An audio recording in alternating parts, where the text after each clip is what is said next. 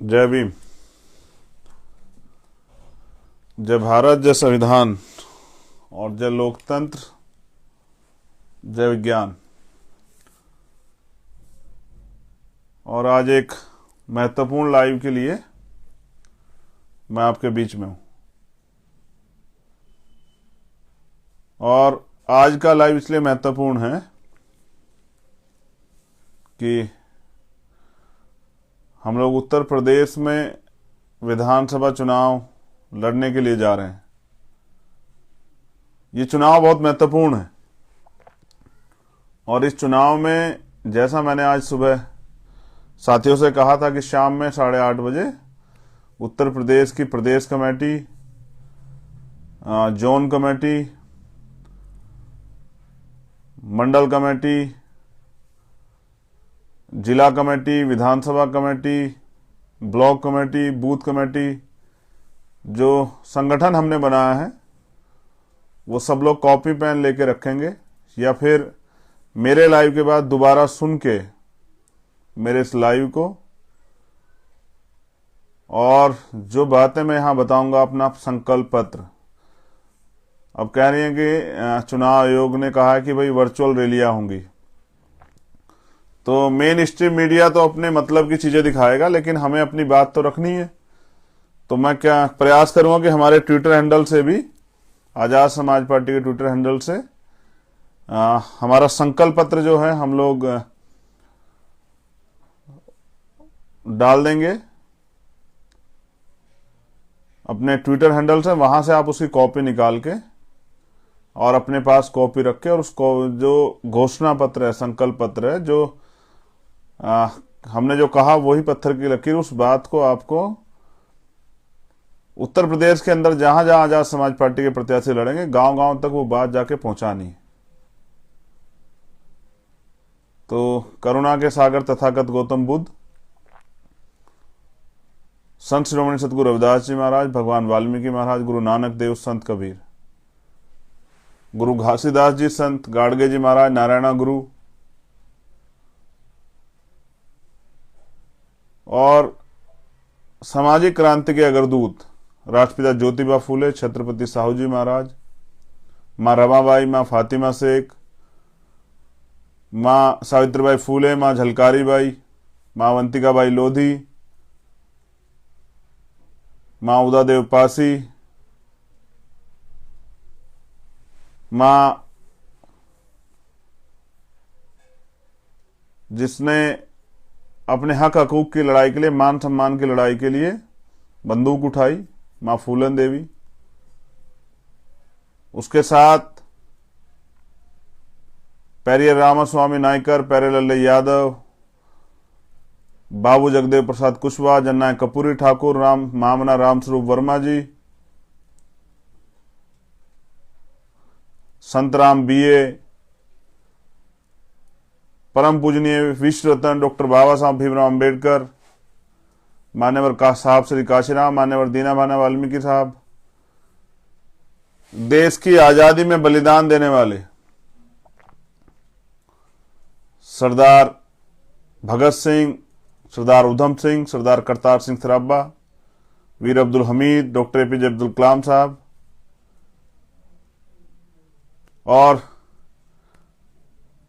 पिछड़े वर्ग के आरक्षण के लिए मजबूती से एक संघर्ष आंदोलन की मिसाल जनाब बीपी मंडल साहब,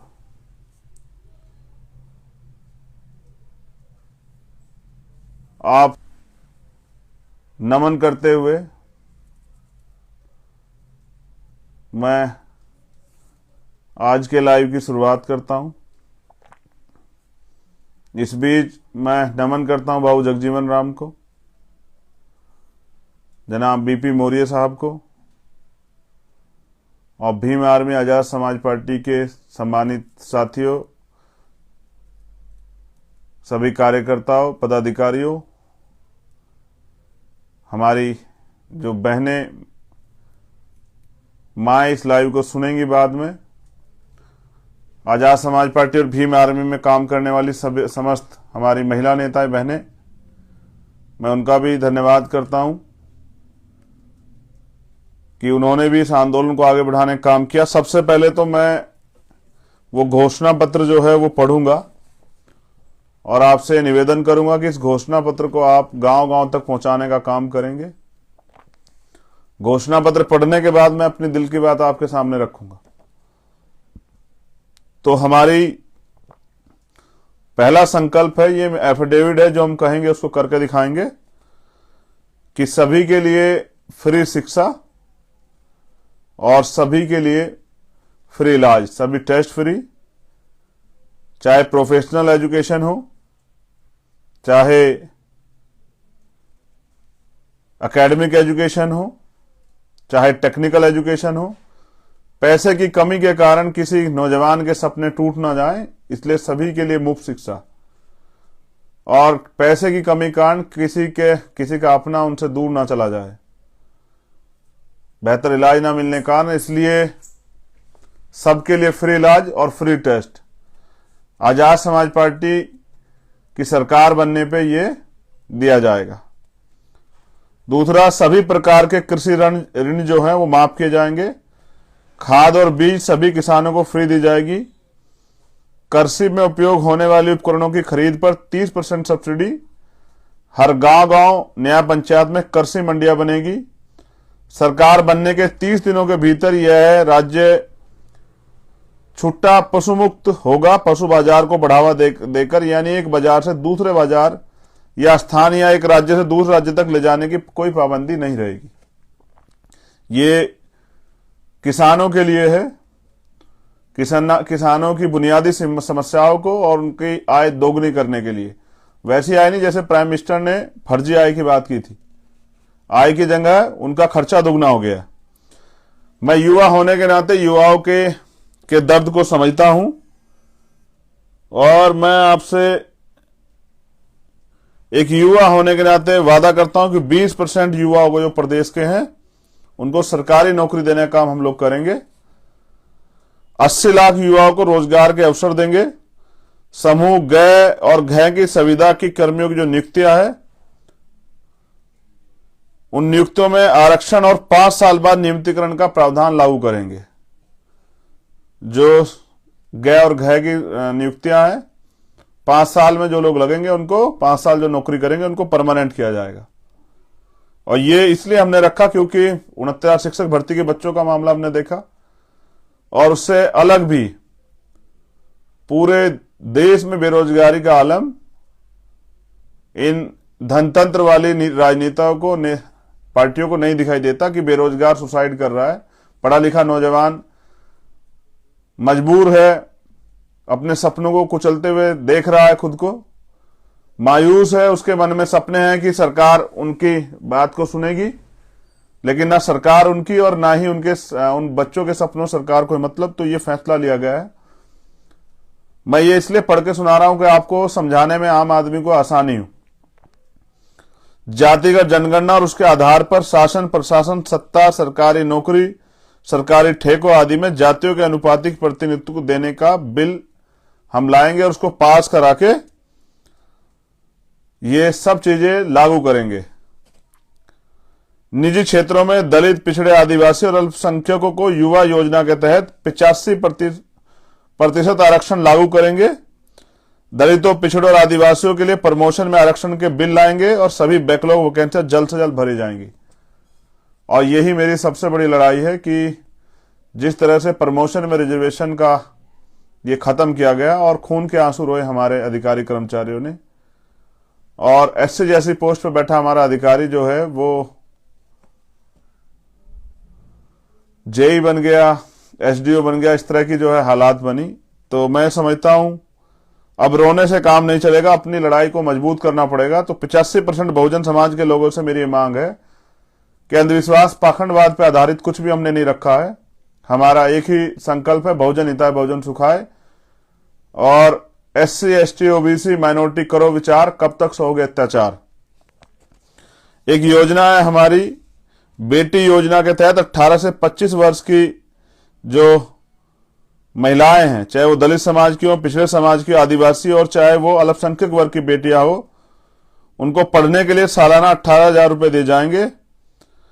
एक योजना हमारी आएगी बहन योजना, उसके द्वारा 26 से लेकर 50 वर्ष की बहनों को सालाना 6 गैस सिलेंडर मुफ्त तथा 12,000 रुपए दिए जाएंगे। और जो इनसे ऊपर हैं, माँ जो है, उन माँ उनका नाम, उस योजना का नाम माँ ही है। उस योजना के तहत इन वर्ग की महिलाओं को सालाना 18,000 रुपए दिए जाएंगे। और ये हमारा प्रयास है एक महिलाओं को सशक्तिकरण के लिए, कि वो दोहरी गुलामी की जिंदगी जो इस देश में जी रही हैं, एक तो वो अधिकारों की वजह से गुलाम है, दूसरा वो इस देश में अपनी मर्जी से कुछ भी नहीं कर सकती, इसलिए भी वो दोहरी गुलामी जो झेल रही हैं, उन बहनों माताओं को सशक्त करने के लिए, क्योंकि डॉक्टर अंबेडकर ने कहा कि किसी भी महिलाओं की, किसी भी प्रदेश की, देश की तरक्की में उस प्रदेश देश में रहने वाली महिलाओं की तरक्की से मापता हूं। और समाज के लिए भी उनका यही उदाहरण था। इसलिए बहनों को, बच्चियों को और माओं को सशक्त करना पड़ेगा। एक बेटा योजना हमारी है। बेटा योजना के तहत दलित, पिछड़े, आदिवासी और अल्पसंख्यक वर्ग के 18 से 25 वर्ग के हर युवा को एक लैपटॉप और 18,000 रुपए सालाना वजीफा दिया जाएगा। भाई योजना के तहत इस वर्ग के 26 से 50 वर्ष के युवाओं को या तो नौकरी, रोजगार या फिर 18,000 सालाना बेरोजगारी भत्ता देंगे।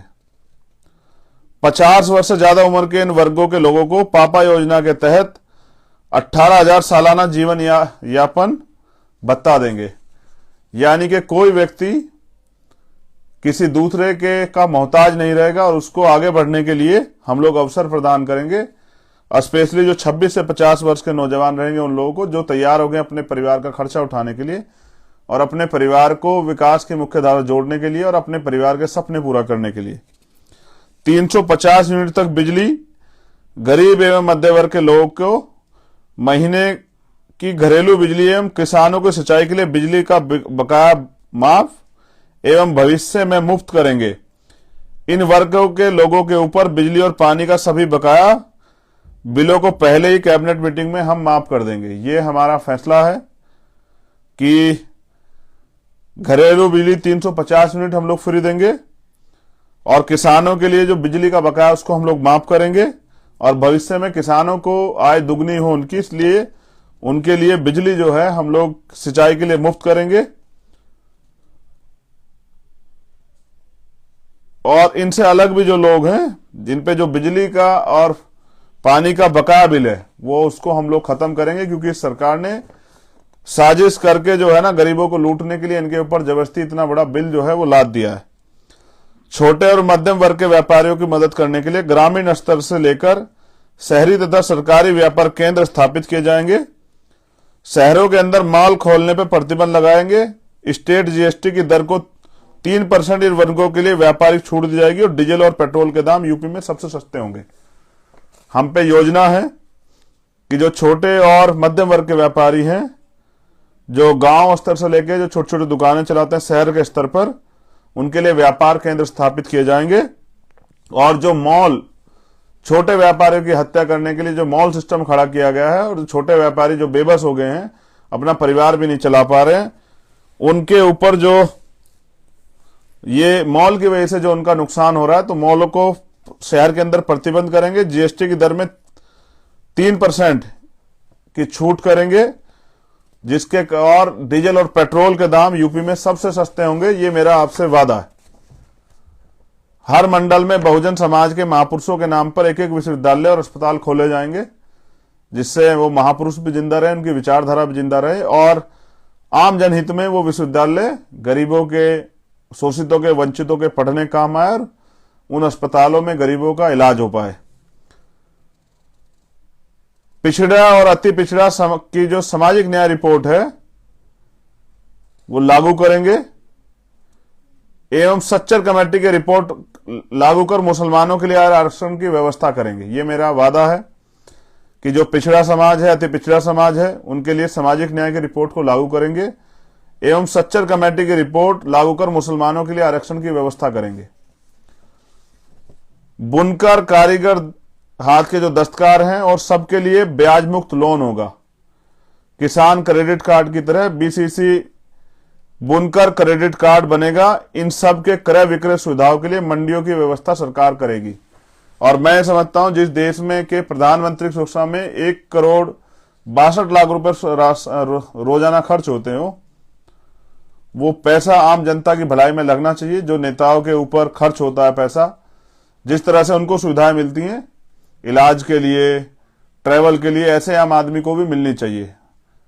और क्योंकि लोकतंत्र सबको बराबरी का अधिकार देता है और संविधान भी, तो कब तक जो है उत्तर प्रदेश और देश की आम जनता जो है भ्रष्ट नेताओं के भरोसे वो हमेशा वोट करती रहेगी और चुनाव के बाद खुद को ठगा महसूस करके पछताती रहेगी। अति पिछड़ा और अल्पसंख्यक पिछड़ी बिरादरियों के लिए अलग से अधिनियम बनाए जाएंगे। मछुआरों को प्राथमिकता के आधार पर जो मछली पकड़ने का काम करते हैं, ग्राम सभा के तालाबों, पोखरों, झीलों और नदियों में पट्टा दिया जाएगा। मत्स्य उद्योग जैसे कृषि आधारित लघु उद्योग को बढ़ावा देने के लिए अलग से व्यवस्था की जाएगी। सरकार बनने पर मॉब लिंचिंग अधिनियम बनाया जाएगा। रिटायर्ड जजों का एक स्वतंत्र आयोग बनाया जाएगा, क्योंकि बड़े पैमाने पे प्रदेश में और देश में मॉब लिंचिंग के नाम पर वंचित वर्ग के लोगों की हत्याएं की जाती हैं और कोई उफ तक नहीं कहता। मैं समझता हूं इस पे मॉब लिंचिंग पे एक कानून बनना चाहिए और मॉब लिंचिंग करने वालों को सख्त से सख्त सजा जो है उस कानून के दायरे में रहकर मिलेगी। समूह ग और घ की सभी नियुक्तियां संविदा और ठेकेदारी प्रथा खत्म कर अस्थायी नियुक्ति जो है की जाएगी, क्योंकि इसके नाम पे ठेकेदारी और संविदा के नाम पे गरीबों का खून जो है वो चूसा जा रहा है और उनको जिस तरह से मरने के लिए छोड़ दिया गया है। मैंने ये फैसला इसलिए लिया क्योंकि मैं गया था नोएडा और वहां पर सफाई कर्मचारी काम करने वाले हमारे समाज के, बहुजन समाज के भाइयों की सीवर में जाने से डेथ हुई थी। संविदा और ठेकेदारी सभी सफाई कर्मचारियों को नियमित किया जाएगा, पहली कैबिनेट में ही। दूसरा, सीवर लाइन के अंदर सफाई करते हुए सफाई कर्मचारी की मृत्यु होने पर शहीद का दर्जा दिया जाएगा। ये दर्द है मेरा, क्योंकि जैसे जवान होता है, जैसे किसान होता है, और वैसे ही इस देश की सफाई के लिए मेरा समाज जो बड़े पैमाने पे काम करता है उसकी जीवन सुरक्षा जरूर है। और वो अगर इस देश के अंदर की गंदगी साफ करने के लिए बलिदान देता है तो उसको शहीद का दर्जा मिलना चाहिए और वो शहीद वाली सुविधाएं भी सारी मिलनी चाहिए। लेकिन अगर हम रहेंगे तो मैं समझता हूं कि फिर बिना जो इक्विपमेंट्स हैं सुरक्षा के, उनके बगैर कोई भी काम जो है सफाई कर्मचारी वर्ग को नहीं मिलेगा, और वो भी नियमित नौकरी के तौर पे, ना कि ठेकेदारी और संविदा के तौर पे। और ये मेरा दर्द है। मैंने पूरे देश में बहुजन समाज की महिलाओं को, स्पेशली दलित समाज की महिलाओं को प्रदेश की और देश की गंदगी साफ करते देखा, और सम्मान के नाम पे सिर्फ और सिर्फ जो है उनको मजदूर समझ के अपमानित किया जाता है। ये इस देश का दुर्भाग्य है। प्राय देखा गया कि पूर्ववर्ती सरकारों द्वारा उत्तर प्रदेश के खिलाड़ियों की उपेक्षात्मक रवैया झेलना पड़ता है, जिसके लिए आजाद समाज पार्टी ने तय किया। ग्रामीण स्तर पर खिलाड़ियों की प्रतिभा को निखारने के लिए ग्राम स्तर पर छोटे छोटे स्टेडियम बनाकर उसमें कोच की नियुक्ति कर खिलाड़ियों की प्रतिभा को निखारने का काम करेंगे, तथा राष्ट्रीय और अंतर्राष्ट्रीय स्तर पर पदक लाने पर खिलाड़ियों को अलग से सरकारी नौकरी में कोटा तथा स्कॉलरशिप की व्यवस्था करेंगे। महंगाई की मार को देखते हुए सभी टोल उत्तर प्रदेश में फ्री किए जाएंगे। और मैं समझता हूं जब नेताओं की गाड़ी फ्री जाती है, अधिकारियों की गाड़ी फ्री जाती है, तो आम जनता को ही जब वो रोड टैक्स देते हैं, सेस देते हैं, तो फिर वो टोल टैक्स क्यों दे। इसलिए सभी टोल टैक्स जो हैं वो फ्री किए जाएंगे। आंगनबाड़ी भोजन माताओं की सैलरी 10,000 कर उन्हें नियमित किया जाएगा।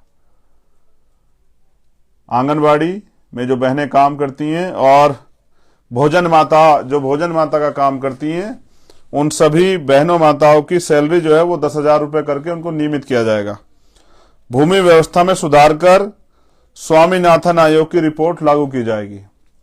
और ये एक बहुत ऐतिहासिक कदम जो है होगा वंचित वर्ग के लिए, कि पहले भी इस पे प्रयास हुए हैं। बहुत बड़े पैमाने पे 200-200 बीघे, 300 बीघे सभी ग्राम सभाओं में बंजर भूमि पड़ी हुई है, और उसका आवंटन जो है वंचित वर्ग के लोगों में होना चाहिए, जिससे कि वो लोग उस भूमि के जरिए उनको रोजगार प्राप्त हो, उनकी आर्थिक स्थिति मजबूत हो और वो अपने खुद को वो जो है ना खेती किसानी से जोड़ के और विकास की मुख्य धारा में वो भी शामिल हो सके, उनके बच्चे भी उन सुविधाओं का लाभ ले सके जैसे दूसरे लोग ले रहे हैं। सभी सरकारी विभाग में नियुक्ति संविदा कर्मचारियों की स्थायी नियुक्ति की जाएगी। सभी सरकारी विभाग में नियुक्त संविदा कर्मचारियों की स्थायी नियुक्ति की जाएगी। और आखिरी है, किसानों को सशक्तिकरण के लिए एमएसपी कानून लाएंगे एवं गन्ना किसानों को भुगतान 10 दिन के अंदर भुगतान की व्यवस्था करेंगे तथा 10 दिन में भुगतान न होने पर संबंधित मिल पर पेनल्टी तथा उचित कार्रवाई की जाएगी तथा गन्ना मूल्य 500 रुपए क्विंटल किया जाएगा तथा बंद पड़े चीनी मिल तत्काल रूप से चलाए जाएंगे। ये मेरी 22 प्रतिज्ञा, संकल्प और मेरा एफिडेविट है जो आजाद समाज पार्टी के लिए हमने तैयार किया है। ये मैंने आपके सामने रख दिए। इसमें कुछ वर्ड मिस्टेक हो सकते हैं, आप अपने आप सही कर लीजिएगा, क्योंकि जब हम इसको कंप्यूटर से निकाल रहे थे तो वहां लिखने में थोड़ी दिक्कत थी, तो इस वजह से पूरी दिक्कत जो है कुछ हो सकती है। आप इसको खुद सुधार कर सकते हैं, आप जिम्मेदार हैं, ये आपका अपना दल है। अब मैं आपसे कुछ बुनियादी बात कर लूं। साथियों, पिछले 5 से 6 दिन बड़े अजीब से गुजरे। स्थापित नेताओं ने अपनी राजनीतिक काम किया और उनको लगा कि उन्होंने किसी एक नए व्यक्ति को, जो सच्चा ईमानदार तो है लेकिन राजनीतिक नहीं है, उसको धोखा दे दिया। और मैं समझता हूं कि अच्छा किया उन्होंने, कम से कम मुझे सिखा तो दिया। अगर वो ना सिखाते तो मैं सोच के बैठा रहता कि गरीबों शोषितों की लड़ाई भी कोई लड़ सकता है। किसी नेता पे ये भरोसा जो है कर लेता कि भाई ये व्यक्ति इस शोषितों पिछड़ों की लड़ाई को, मजलूमों की लड़ाई को आगे बढ़ा सकता है। लेकिन साथियों, मैं समझता हूं कि जिस तरह से पिछले 6 साल से कंधे से कंधा मिला के भीम आर्मी के निष्ठावान, समर्पित और ऊर्जावान साथियों ने मुझे ये पहचान दी है, इस पहचान के साथ उन्होंने मुझे एक एटीट्यूड भी दिया। वो एटीट्यूड मुझे लड़ना सिखाता है, वो एटीट्यूड मुझे तमाम तरह की परेशानियां, कठिनाइयों के सामने डटकर खड़ा होना सिखाता है। और उनका संघर्ष, उन सब भाइयों का जो उन्होंने जेल काटी, मुकदमे झेले, तमाम तरह की परेशानियों की, उन सब साथियों का संघर्ष मुझे बड़े बड़े ताकतवर लोगों के सामने झुकने नहीं देता। ये ताकत दी है आप लोगों ने। ये भी सच है कि मैं बहुत बड़ा राजनीतिक नहीं, लेकिन ये भी एक कड़वा सच है कि कभी मैंने ईमानदारी से छल नहीं किया। मैंने जो काम किया पूरी ईमानदारी से किया और मैंने ईमानदारी नहीं छोड़ी। मैंने ना ही काम करना छोड़ा, ना ही लड़ना छोड़ा। और जब मुझे ये एहसास हुआ कि दूसरों के कंधे पे हमेशा लाशें जाती है, अपनी लड़ाई स्वयं लड़नी पड़ती है, तो मैंने तय किया और भीम आर्मी की राष्ट्रीय कमेटी से बात की, आजाद समाज पार्टी की राष्ट्रीय कमेटी से बात की कि अब स्थापित दलों के भरोसे ना रह के अपनी मेहनत से, जो पिछले 6 साल में हमने मेहनत की है, परिवार को त्याग करके, अपने सुख चैन को त्याग करके जो जेलें काटी हैं, लाठियां खाई हैं, अब उनको भी अपने भाई को के हाथों को मजबूत करना पड़ेगा। उनको भी भीम आर्मी, आजाद समाज पार्टी को मजबूत करना पड़ेगा। उनको भी अपने वजूद को बनाना पड़ेगा, क्योंकि अगर 5 साल पिछले 5 साल से उत्तर प्रदेश में अगर कोई विपक्ष था तो वो भीम आर्मी थी। और जब से आजाद समाज पार्टी बनी है तो कोई ऐसा इश्यू नहीं है उत्तर प्रदेश का जिसपे आजाद समाज पार्टी के लोगों ने बढ़ चढ़ के हिस्सा ना लिया हो और सरकार को झुकाने का काम ना किया हो। मैं आपसे एक चीज और कहना चाहता हूं, ये नेता, राजनीतिक नेता जो हैं, ये चुनाव तक आपके बीच रहेंगे। और आप याद कीजिए कि जब भी कोई समस्या नौजवानों के साथ, चाहे वो 69,000 शिक्षक भर्ती के बच्चे हों, चाहे वो कोई और जो है तमाम तरह से महिलाओं के उत्पीड़न का मामला हो, चाहे वो सीए, एनपीआर, एनआरसी के आंदोलन का मामला हो, चाहे वो कोई और मामला हो, चाहे वो हाथरस का मामला हो, उन्नाव का मामला हो, कानपुर का मामला हो, आजमगढ़ का मामला हो, चाहे वो प्रयागराज का मामला हो, और मैं आपको याद दिला दूं, चाहे वो मामला हो गोरखपुर का। और याद है मेरे कि गोरखपुर में सत्ता के संरक्षण में जो भाई थे अनीस कनौजिया, उनको उनकी हत्या की गई। तो मैं जख्म भूला नहीं। मैंने रात को 2:30 बजे मेरी बहन को जो है हाथरस में जला दिया जाता है। आगरा में मेरे भाई को झूठा आरोप लगा पीट पीट कर मार दिया जाता है। उसके अलावा पूरे देश में जो जुल्म जाती होती है, उससे उसके बराबर जुल्म जाती अकेले उत्तर प्रदेश में होती है। अब मैंने मेहनत की है, कभी मैंने आपको निराश नहीं किया, कभी मैंने किसी कार्यकर्ता का मनोबल नहीं घटने दिया। आज मैं अपने कार्यकर्ताओं से इस आत्मसम्मान की लड़ाई में सहयोग मांगना चाहता हूं। देखो, हम नौजवान लोग हैं, हम पहले भी लड़े थे और आगे भी लड़ेंगे, लेकिन अब लड़ाई हमारे वजूद की है, लड़ाई हमारे संघर्ष की है, लड़ाई स्वाभिमान सम्मान की, और लड़ाई है हिस्सेदारी की। और मैं आपसे अब रिजल्ट चाहता हूं। अगर आप ये मानते हैं कि हमने ईमानदारी से काम किया है, और अगर आप ये मानते हैं कि इस लड़ाई को हम लोग आगे बढ़ा सकते हैं, तो अब ये आत्मसम्मान और अधिकारों की लड़ाई जो है ना, ये उत्तर प्रदेश में अपने रुख की तरफ चल पड़ी है। आज मुझे मेरे साथियों से 2 महीने के समय मेहनत की करके और अपने प्रत्याशियों को जिताने की अपील करने की जरूरत है।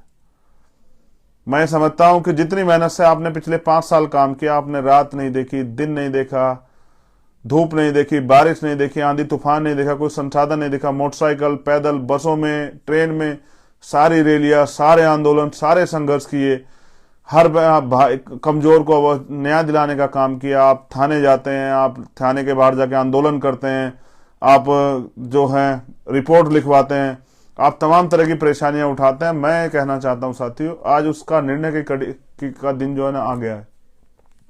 मैं लगातार टीवी चैनल के माध्यम से, जब तक वो दिखाएंगे, या भीम आर्मी के इस फेसबुक पेज के जरिए या इंस्टाग्राम के पेज के जरिए आप सबसे अपील करता रहूंगा। और मैं ये भी समझता हूं साथियों कि रुका जरूर हूं, लेकिन थका नहीं हूं। और कैसे कह दूं कि थक गया हूं मैं? करोड़ों बहनों माओं का हौसला हूं मैं, उनकी उम्मीद हूं मैं। करोड़ों नौजवानों के आंख का तारा हूं मैं, उनका भाई हूं मैं। करोड़ों बुजुर्गों का खून हूं मैं, उनका विश्वास हूं मैं, उनकी उम्मीद हूं मैं। तो कैसे कह दूं थक गया हूं मैं थका नहीं हूं, मैं रुका नहीं हूं, मैं झुका नहीं हूं। हाँ, मैंने एक मजबूत प्रयास किया था कि भारतीय जनता पार्टी को रोकने का काम किया जाए। काफी दिन मैं अपने कार्यकर्ताओं से को रोक के इस बात का प्रयास करता हूं। मुझे डर था कि जो कार्यकर्ता मेरा मेहनत करेगा, मैं ईमानदार होने के नाते, प्राइमरी स्कूल के हेडमास्टर का बेटे होने के नाते, किसी विधायक एमपी का बेटा तो नहीं हूं, किसी मिनिस्टर का बेटा भी नहीं हूं, एक प्राइमरी स्कूल के हेडमास्टर का बेटा हूं। जीवन में सिर्फ सिद्धांत सीखे हैं। जब अपनों का दुख देखता हूं तो भावुक हो जाता हूं। मेरे याद है, जब मैं गया था चंपावत, उस बच्ची को, छोटी बच्ची को मैं रोते हुए देख नहीं पाया, जब उसने कहा कि हमें पैसे नहीं चाहिए, हमें न्याय चाहिए। मैं जब गया था आगरा तो नहीं देख पाया अरुण भाई के परिवार को रोते हुए। और जब मैं भावुक हुआ तो वो माए जो वहां बैठी तो कहने लगी कि ये अपने समाज का बच्चा है, ये अपना ही बेटा है, देखो उसको दर्द है। मैं समझता हूं कि भावुकता मेरी कमजोरी नहीं है, क्योंकि मैं दिल से सारे काम करता हूं, इसलिए भावुक हो जाता हूं। लेकिन मैं कभी किसी से डरा नहीं। मैं तो तब नहीं डरा जब 16 महीने मैंने जेल काटी, जब मैंने एनपीआर और एनआरसी के आंदोलन में 250 ज्यादा लाठियां खाई, जिसका दर्द आज भी मेरी पीठ पे है। मैं तब नहीं डरा जब मैंने रविदास मंदिर आंदोलन में तमाम तरह का अपमान और संघर्ष और मार खाई, मैं तब भी नहीं डरा। लेकिन आज मैं अपनों से न्याय मांग रहा हूं, अपनों से ताकत मांग रहा हूं। आपको ये तय करना है कि आपको उन लोगों को विधानसभा में भेजना है जो पैसे पे आधारित राजनीति कर रहे हैं, जो पैसे से टिकट ले आए हैं, या जो है विरासत की राजनीति को आगे बढ़ा रहे हैं, या फिर वो लोग जो ये कह रहे हैं कि मैं आपकी जाति का हूं, आपके समाज का हूं, इसलिए आप वोट दे दीजिए। या आपको उन लोगों को आगे भेजना है जो लोग मेहनती हैं, संघर्ष कर रहे हैं और जो बहुजन समाज की एकता को मजबूत करके जो सपना है बहुजन को लेना है। मेरी 2 इंपॉर्टेंट मांग है आपसे। एक तो अपना सोशल मीडिया बहुत मजबूत कीजिए, अपनी सोशल मीडिया की ताकत को मजबूत कीजिए और एक किसी भी तरह से एक ग्रुप या कुछ भी बना के जहां भी वो बन सकता हो, बहुसंख्यक रूप से जहां जुड़ते हैं आप, उस ग्रुप के जरिए अपनी एकता को, सोशल मीडिया की ताकत को मजबूत कीजिए और जो भी संदेश मिले उसको नीचे तक सर्कुलेट कीजिए। मैं आज जो कुछ भी हूं किसी नेता के वजह से नहीं हूं, किसी बड़े बाप के परिवार, बड़े परिवार में पैदा होने की वजह से नहीं। जो कुछ हूं आपकी मेहनत से हूं और जैसा भी हूं आपके लिए हूं। मैं जैसा भी हूं और जैसा भी रहूंगा, जब तक रहूंगा आपके लिए रहूंगा। मैंने कभी अपनी जबान दे के पीछे नहीं फिराई। एक मेरी अपील है कि आप चुनाव में जा रहे हैं, ये आपका पहला चुनाव है, आपको घबराना नहीं है, आपको मजबूती से लड़ना है। अपने मन में ये संकल्प लेकर लड़ना है कि हमें अपने प्रत्याशी को जिताना है और आपको सीखने को मिलेगा और आपको जानने को मिलेगा, क्योंकि अगर आप अगली बार भी शुरुआत करोगे तो आपको यहीं से शुरुआत करनी पड़ेगी, जीरो से। और मैं इसलिए सभी जगह पे अपने प्रत्याशी उतारना चाहता हूं कि मुझे पता लगे कि जो हमने काम किया उससे आज हम लोग कहां खड़े हैं। उत्तर प्रदेश में हमने जो काम किया उससे हमें जनता का समर्थन कितना है। ये जो नेता आपकी वोट से बनकर जाएंगे, कोई अपने स्वार्थ के लिए इस पार्टी में भाग जाएगा, कोई अपने स्वार्थ के लिए उस पार्टी में भाग जाएगा, कोई ऐसा भी हो सकता है आपकी वोट लेके विरोधी पार्टी को जाके मदद करे। जैसा मैं किस्सा आपसे शेयर कर दूं कि हमारे लोगों ने मध्य प्रदेश में कांग्रेस को वोट दिया बीजेपी को हराने के लिए, और जिन कांग्रेस के लोगों को वोट दिया वो बीजेपी में शामिल हो गए, तो वो सरकार बीजेपी की बन गई, हमारे लोग ऐसे ही देखते रहे। तो मैं पूछ रहा हूं, कब तक आप इन पे भरोसा करेंगे कि ये सामाजिक न्याय को बचाएंगे? कब तक आप भरोसा करेंगे कि ये आपकी समस्याओं को खत्म करेंगे? इनको तो पहले भी अवसर मिला था। अब आपको डीलर की, लोडर की जरूरत नहीं है, अब आपको लीडर्स की जरूरत है, और वो लीडर्स जो हैं इस आंदोलन से तैयार होंगे, और मेरा ऐसा विश्वास है। अभी तो हमने शुरुआत की है। इस बार हम बस, मैं इतनी राजनीतिक शक्ति चाहता हूं कि आपकी आवाज विधानसभा में चली जाए। आपकी मजबूत आवाज, कुछ मजबूत आवाजें आपकी विधानसभा में चली जाएं और वो जाकर विधानसभा में अपने लोगों के हितों के लिए, बहुजन समाज के लोगों के हितों के लिए बोलने का काम करें, लड़ने का काम करें, उनके लिए नीति बनाने का काम करें, उनको न्याय दिलाने का काम करें और उन पे अन्याय करने वाले हाथों को रोकने का काम करें। ऐसी ताकतें मैं सिर्फ आपसे चाहता हूं। वरना वोट तो आप अब तक देते आए, नेता बनते गए, आपकी जिंदगी में कोई बदलाव नहीं हुआ। आप वहीं के वहीं हैं और अपनी जीवन को आगे बढ़ाने का काम खुद अपने कंधों पे कर रहे हैं। मैं ये भी जानता हूं, अगर आप सुबह उठ के मेहनत का काम नहीं करेंगे, जिन काम को आप करते हैं, तो शायद रात को आपके बच्चों के पेट में रोटी ना पड़े। ये उत्तर प्रदेश के नेताओं ने, सरकार ने दिया है, चाहे आप उनको कितना गले लगा लें, लेकिन आप उनके एजेंडे में हो ही नहीं। उनके एजेंडे में आप, वो 2 महीने जब चुनाव आता है, वो तब आपके पैर भी छूते हैं, आपको चाची, भाभी, ताई, बहन, बुआ सब कहते हैं, चाचा, ताऊ, फूफा, भाई, भतीजे, दोस्त सब कहते हैं, लेकिन आफ्टर इलेक्शन वो आपको ढूंढे भी नहीं मिलते हैं। अगर कोई आपके बीच खड़ा है तो वो भीम आर्मी, आजाद समाज पार्टी। एक अपील मेरे पढ़े लिखे अधिकारी, कर्मचारियों से, साथियों से भी है। ये आंदोलन, मान्यवर काशीराम साहब कहते थे कि अगर कोई सहारा देगा तो इशारा भी देगा। ये आंदोलन आपके सहयोग से चलेगा। तो जो अधिकारी कर्मचारी हैं, जो चाहते हैं कि आंदोलन आगे बढ़े, जो चाहते हैं डॉक्टर अंबेडकर और मान्यवर काशीराम साहब का सपना पूरा और ये आंदोलन आगे बढ़े, वो कम से कम 2000 रुपए तो आजाद समाज पार्टी के जो पार्टी का अकाउंट है उसमें जमा कराएं, जिससे कि जहां हमारे मजबूत प्रत्याशी लड़ेंगे वहां तो वो लोग अपने आप सक्षम होकर लड़ लेंगे, लेकिन जहां मेरा ईमानदार कार्यकर्ता मेरे मान सम्मान के लिए, पार्टी के सिंबल को बचाने के लिए, पार्टी के वोट की संख्या बढ़ाने के लिए झंडा डंडा लेके लड़ेगा, उसको भी किस तरह से उसको थोड़ा सा मदद करा के उस चुनाव को लड़ा सकें। पहले मान्यवर काशीराम साहब को बामसेब के लोग सहयोग किया करते थे, जिसके कारण जो है बहुत सारे गरीब, इसको लगाओ यार, इसको चार्जिंग लगा पड़ा। हाँ, मेरा इंटरनेट खत्म होने की वजह से ये डिस्कनेक्ट हो गया था। तो मैं आपसे अपील कर रहा था कि जो सक्षम लोग हैं वो कम से कम 2,000 रुपये आज़ाद समाज पार्टी के अकाउंट में जरूर जमा कराएं, जिससे पूरे उत्तर प्रदेश में आज़ाद समाज पार्टी भीम आर्मी के लिए संघर्ष करने वाले नौजवानों को चुनाव लड़ने का अवसर मिले। क्योंकि जैसा मैंने कहा कि सक्षम लोग तो अपने भरोसे लड़ सकते हैं, लेकिन वो कार्यकर्ता जो मेरे कहने के बाद स्वाभिमान सम्मान की लड़ाई को, आत्मसम्मान की लड़ाई को आगे बढ़ाने के लिए चुनाव लड़ेगा, और वो इस धनतंत्र की राजनीति में किस तरह से अपने चुनाव को आगे बढ़ा पाएगा, उसकी हम लोग मदद कर पाए। तो मैं आपसे अपील करूंगा, और जो मेरा आम कार्यकर्ता साथी भी है जिसने इस आंदोलन को अपने खून से सींचा है, उससे भी मैं निवेदन करूंगा कि वो जिसकी क्षमता हो, 2 रुपए, 4 रुपए, 6 रुपए, 10 रुपए, 50, 100 रुपए, जो उसकी क्षमता हो, उसको भी इस आंदोलन में देने का काम करे, जिससे कि हम इस आंदोलन को आगे बढ़ाने का काम कर सकें।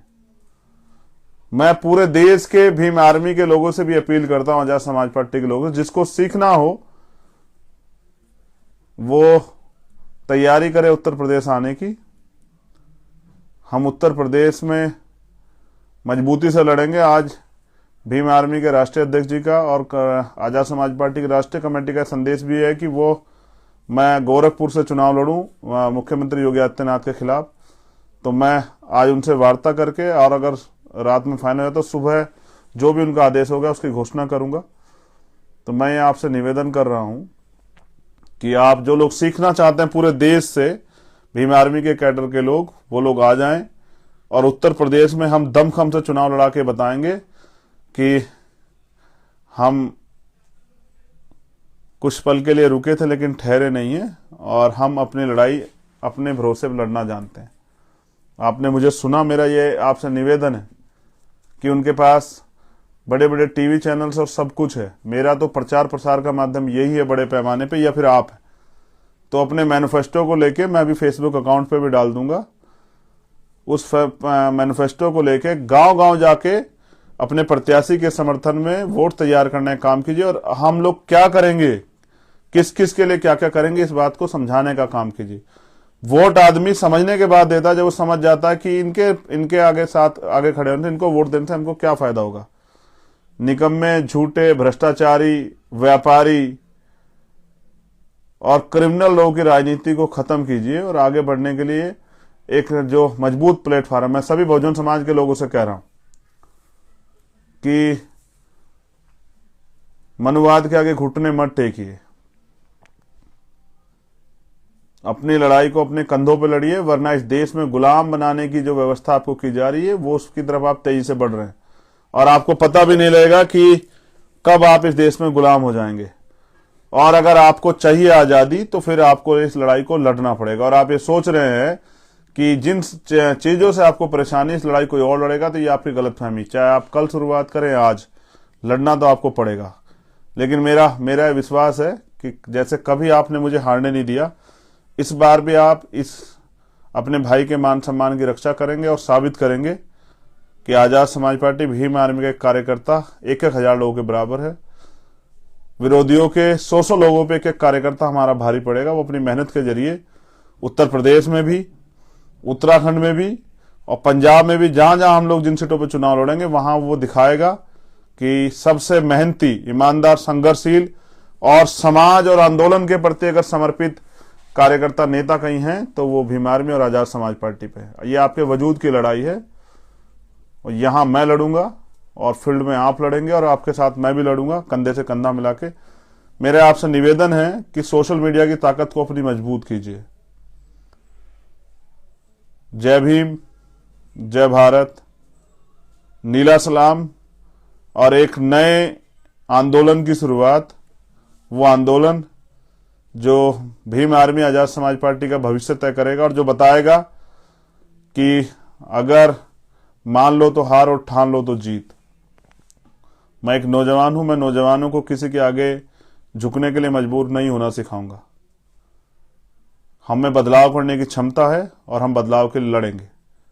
सरफरोशी की तमन्ना अब हमारे दिल में है, और देखना है जोर कितना बाजुए कातिल में। और मैं समझता हूं कि हमने पहले भी किया और अब भी करके दिखाया। हमने जिला पंचायत में रिजल्ट दिया था, और हम विधानसभा स्तर पर रिजल्ट देंगे। सामाजिक न्याय के थ्रू हम लोग टिकट वितरण करेंगे और जो जो भीम आर्मी के साथी लड़ रहे हैं चुनाव, उनको मेरी अभी से मंगल कामनाएं। प्रथम चरण के जितने प्रत्याशी, उनकी लिस्ट जो है कल डिक्लेयर की जाएगी। एक फर्जी लिस्ट जो है वो घूम रही है। कल प्रथम चरण के प्रत्याशियों की और द्वितीय चरण के प्रत्याशियों की से जो टिकट है वो डिक्लेयर की जाएगी। उसके बाद लगातार आगे वाले चरणों की लिस्टें भी जो है ना डिक्लेयर की जाएगी और आप लोग भी निकलिए और साबित कीजिए और बताइए कि हमें कितना दम है। जय भीम, जय भारत, जय बहुजन समाज और सभी बहुजन महापुरुषों की जय।